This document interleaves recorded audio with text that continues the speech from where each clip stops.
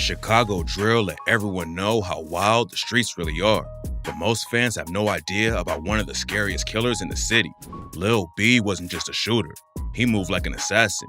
From popping out of trash cans with a strap, to dressing up like a homeless person to catch him blacking, today we're breaking down the wild stories behind why his ops were so terrified. Lil B came up in the south side of Chicago, repping a set called TYMB. He was cool with all the dudes over there like TYMB Fefe, and a lot of his cousins rep the same set. Rumors say his cousin Cortez is allegedly the shooter who killed Tuka. Tuka was affiliated with STLEBT, and he wasn't the first casualty in the war between the BDs and GDs, but his death sparked a massive wave of violence in the city. He was allegedly killed in revenge over a BD named Edric Walker, but Tuka's death had a way bigger impact on Chicago. After he died, the GDs clapped back by killing a respected BD from Wick City named Odie Perry, and that's when Wick City changed their name to O Block in his honor. TYMB is named after Edric Walker, who went by the name Ty. Lil B and Ty were actually cousins, and that's why it's so shocking that Lil B ended up going to the other side and started putting pressure on his old homies. According to street rumors, all the drama started when Lil B accidentally shot himself. TYMB Fefe told Cam Capone News, "So the police just steady like circling the block, you feel me? Just watching, staring, trying to hop out, do this and do this. So they end up leaving. So folks them shooting dice and shit. You hear the blick go off, pow, pow. Lil B done shot himself." It's not clear exactly how it all went down, but Lil B somehow shot himself and ended up getting questioned by the cops. When they took him in, rumors started flying that he had snitched on somebody because a few days later, a dude from TYMB named Manny was allegedly booked by the police. Lil B's name was eventually cleared and everyone realized that he wasn't snitching, but by that point, it was too late to calm the situation down. TYMB had allegedly already put hands on him over the rumors, so Lil B ended up leaving the set and linked up with EBT instead. Lil B switching sides was a huge loss for TYMB, and he didn't waste any time getting busy against his old gang. He allegedly shot a dude named Solo from TYMB 1 year after he switched up, but that was only the beginning of his spree. In September 2011, Lil B allegedly caught another body when he killed a dude from Squirt Town named Jizzle. Witnesses said that the situation started with an argument between two crews. Then both sides pulled out burners and started letting off shots. Jizzle was shot in the head and chest. His mom named Lil B and a dude named Tutu as the shooters. According to her, they left the city as soon as it went down because they were worried about the police catching up to him. Tutu was murdered just a couple months later, but the heat on his name didn't slow Lil B down at all. Just a month after he allegedly killed Jizzle, Lil B was right back on the hunt for ops. According to rumors, Lil B was sliding in op territory with two dudes named Drizzy and So Icy when he spotted a dude from Trap City named Rio. Trap City or Zone 7 is a hood that beefs with STLEBT, so Lil B allegedly started letting off shots from inside the whip and killed Rio on sight. Lil B had allegedly already taken out two ops in just a month, but this next story really explains why his enemies were so terrified of him. Less than 2 weeks after Rio's murder, Lil B allegedly walked straight up to O Block and caught another body.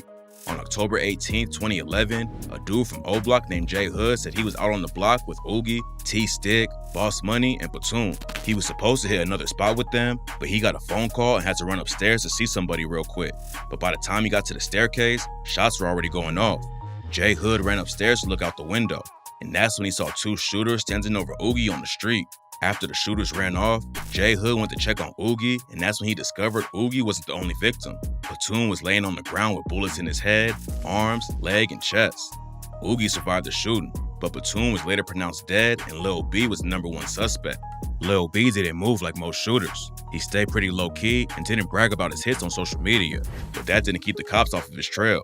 He was named as a suspect in over 30 cases, including the murder of Jizzle too.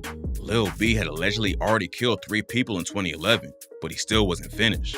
On December 17, 2011, Lil B and King Lil J were allegedly out robbing people all day.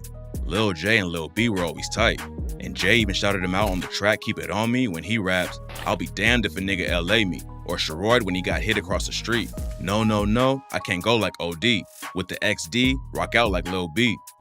We don't know exactly how it went down, but Jay and Lil B allegedly walked up to a car full of dudes to rob him. One of them allegedly handed over his watch, but then the driver sped off, and that's when Lil B started shooting. He hit the driver in the head, and he was pronounced dead on the scene by paramedics. A few months later, a dude from O Block named Sherrod was shot and killed, and the gun used to kill him was the same one that took out Jizzle. This led some people to believe that Lil B was a shooter, but rumors say it was actually a dude from STL named Boss Trail. Lil B got locked up a couple times in 2012, but didn't stay behind bars for long, and he allegedly slid into O Block 2 more times that November.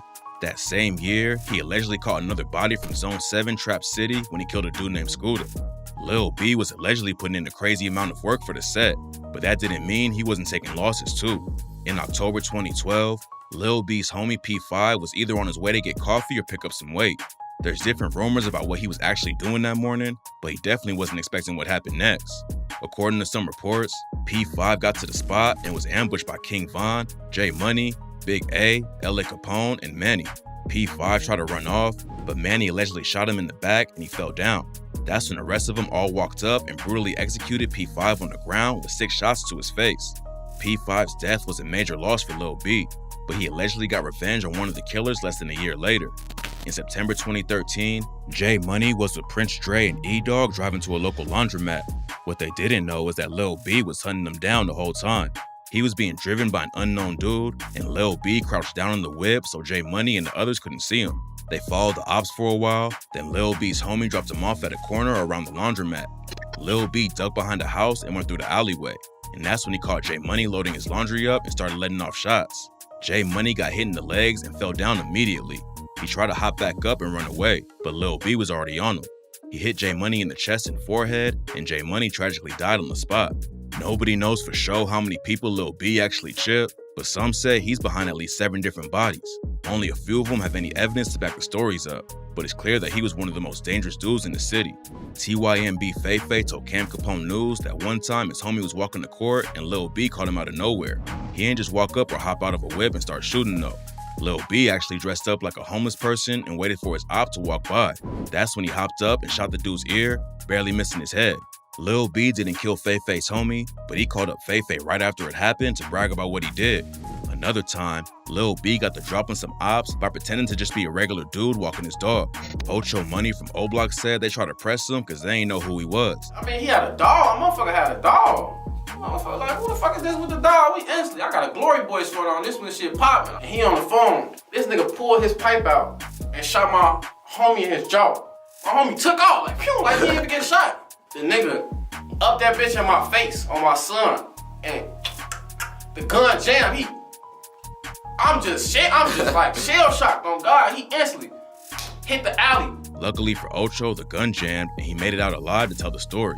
Lil B was so ruthless that he also shot his own people.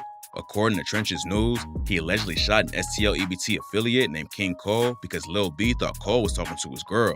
They were all just chilling, shooting dice, but Lil B obviously wasn't gonna let anyone disrespect him like that, even if they rep the same set. So everybody looking up now. People shooting dice, they looking up because they know this little motherfucker, he wild. Man, Lil B walked right around the corner. Hey, Cole. Hey, man, you been hollering at my girl. Cole looked up. Man, you better get your goof ass on talking about a girl. That motherfucker. Pop! Popped in front of everybody. Everybody scattered like roaches, man. I'm talking about the whole, everybody scattered. If half of the stories about Lil B are true, he was one of the most savage shooters in the history of Chicago. And when you're moving like that, it's only a matter of time before the streets catch up to you. But Lil B's death ended up coming from the police instead of one of his ops. In March 2014, the cops allegedly spotted Lil B making a drug deal. He tried to run away, but they cornered him in an alleyway, and they claim that's when Lil B upped his strap at them. They opened fire and killed Lil B on the spot, but the story doesn't end there. Lil B was shot 7 times in the back, and his homie said he didn't even have a gun on him that day. Rumors say that the cops wanted to get him off the streets by any means necessary, so they took the opportunity that day when he ran from them. What's really wild about the story is that Lil B had actually just got a legit job cleaning houses. His boss, Shamika Jordan, told ABC News that Lil B had a troubled past and was trying to change his life for the better, but unfortunately, he never got a real chance to leave the trenches.